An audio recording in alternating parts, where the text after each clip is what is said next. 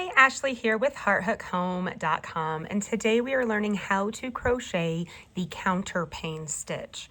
This is very similar to the moss stitch in that it's a variation of the single crochet, and you work into the chain space of the previous row, always offsetting those stitches. The only real difference between this and the moss stitch is that this uses the extended single crochet, and the way we start and end those rows is different. Let's learn how to make the Counterpane stitch. In order to crochet the Counterpane stitch, I am going to use two different hook sizes. I've got a 4mm that I will use for the chain and the first row, and then I will switch to the 5.5mm to make all subsequent rows. To make this tutorial, I am using Dilly Dally yarn. This is a DK weight, so a size 3. So let's learn how to make the Counterpane stitch. In order to get started, I'm going to start with a slip knot, and you can start with any number of odd chains. Here I have 11 chains. I'm going to find the third chain from my hook, and I'm going to go into the back bar. I'm going to insert my hook and pull up a loop. And now I'm going to do a chain 1. This is an extended single crochet. I'm going to do a chain 1 and then yarn over and pull through 2. And now I'm going to do a chain 1. I'm going to skip the next chain, and in the next chain I'm going to do another one of those extended single crochets. So I'm going to go into this chain and pull up a loop.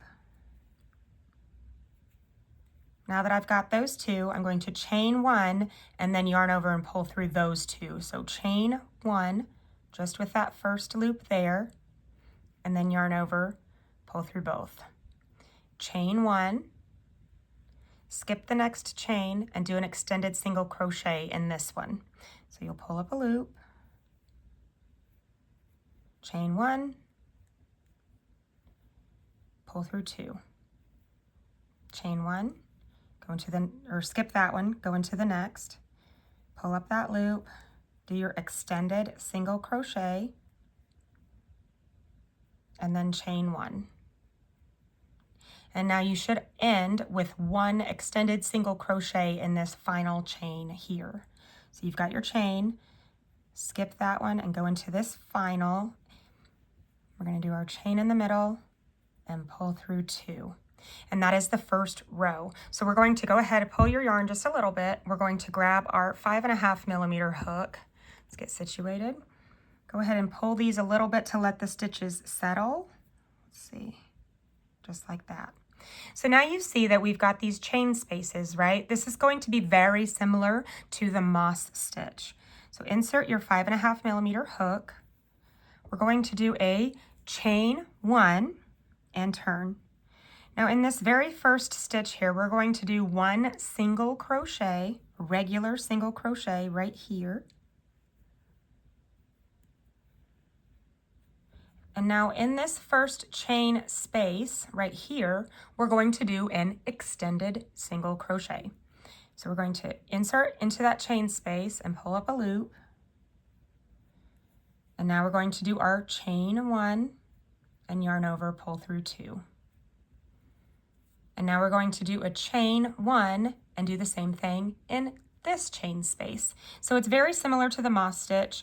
You're just going into that chain space from the previous row with a variation of the single crochet. I will say it helps me to make sure that this chain that I just did, it stays a little bit on the tighter side. Otherwise, the stitch can start to look a little bit sloppy.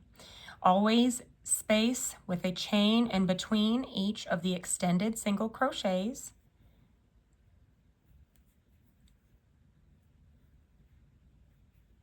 Chain 1, go in the next chain space here.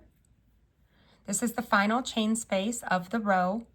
So I'm going to do my extended single crochet. I'm not going to do another chain. I'm just going to place my single crochet in that final stitch. So for row 2, and row 4 and row 6, etc., you're going to have a single crochet in the first, do an extended single in that chain space, and then space these out with chain spaces in between, and then end with a single crochet on this side. So that is a 2-row repeat. Let's do row 3 together, and you'll alternate row 2 and row 3 for the entirety of your pattern. So in order to start a row 3, an odd numbered row, you're going to chain 2, and you're going to start with an extended single crochet in this first stitch here. So we're going to do our insert, pull up a loop, yarn over, or chain 1, right? Yarn over, pull through 2. Chain 1 to separate the stitches, right?